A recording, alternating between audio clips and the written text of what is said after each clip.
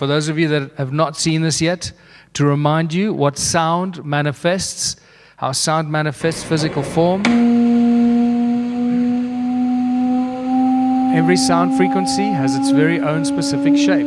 What you're looking at here is just a two-dimensional representation of a three-dimensional effect. So this is actually happening in 3D, moving away, creating these beautiful shapes and patterns. Prime resonance frequency, that's what it's all about.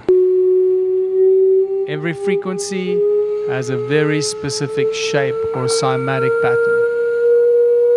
And as you can see, the higher the frequency, the more complex the shape. The lower the frequency, the larger the shape.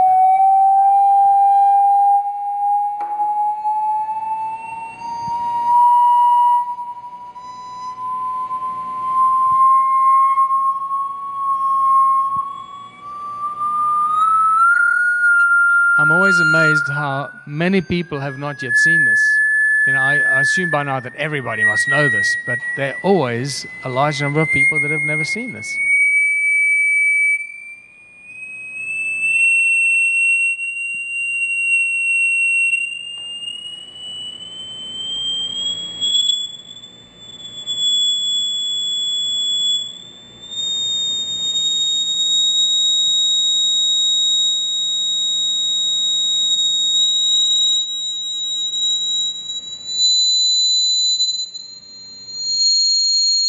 And it just keeps going up and up and up. And just because you can't hear the frequency anymore doesn't mean it's going to stop. It keeps going above and below. And you'll see below in a little while how low it can actually go. How low we have detected cymatic patterns.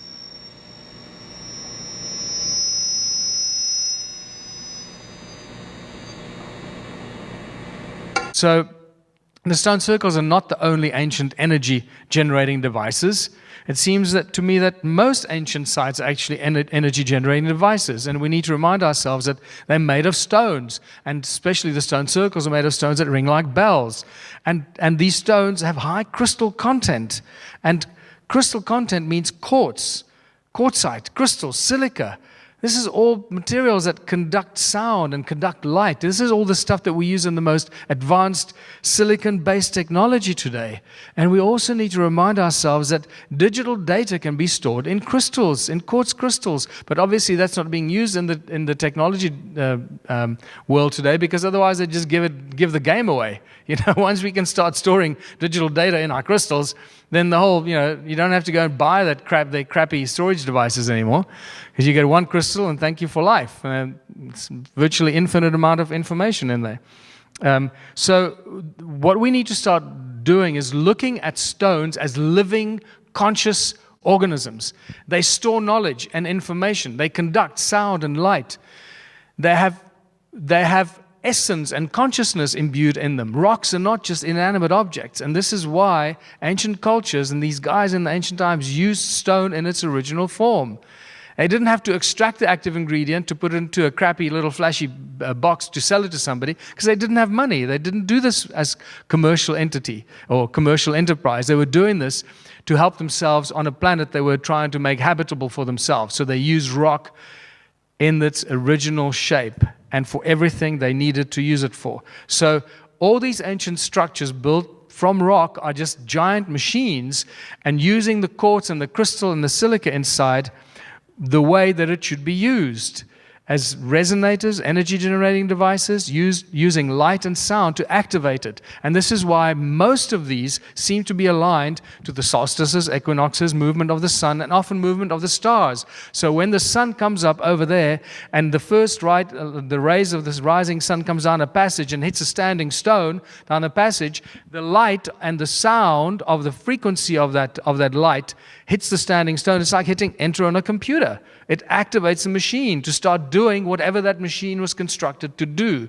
And then the sun moves, and on another solstice over there, it comes down a different passage and and the first morning light hits another standing stone, and that machine gets instructions to stop doing what it was doing and do something else.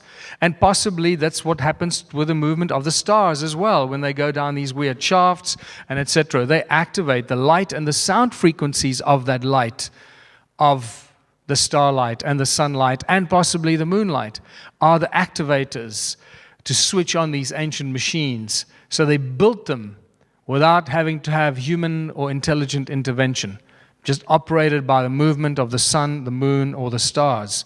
And we know that they're active because photographs like this tell us that they're still active. Obviously, we know this from the stone circles in South Africa. We've measured many of them. The sound frequencies are insane. Even Stonehenge, the beautiful concentric properties that have been measured in Stonehenge show us that it's strong acoustic properties that were created by intent, not by accident. And I believe, just like everything else, Stonehenge was a very powerful energy generating device, a huge, powerful resonator. The ancient sites are just basically advanced technology on a gigantic scale.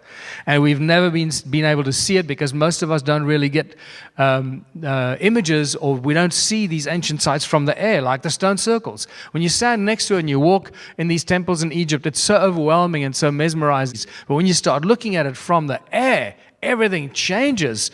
And when I was there again in 2012, I realized that these obelisks are just like antennae. They ring like bells, like the stones in my museum I've been collecting. They're beautiful. They ring so perfectly. And when you look at these temples in Egypt, they're just too many pillars, not enough space. It's obviously not meant to come and kiss butt of some king or some god and offer food and come there for forgiveness and all. It's just, it's the wrong shape, the wrong size, too many pillars. Why? And when you start looking at it from the air, you realize what it's all about. It's not about worshiping and offering food and that. And you start seeing what's going on. And resonating, vibrating pillars on beautiful platforms, acoustic chambers. And very quickly you realize that these are just templates for gigantic circuit boards, gigantic energy circuit boards on a scale that we could not have imagined. And because they did this in times where money did not restrict what they were trying to achieve. They did what they had to do to either inhabit a planet or survive or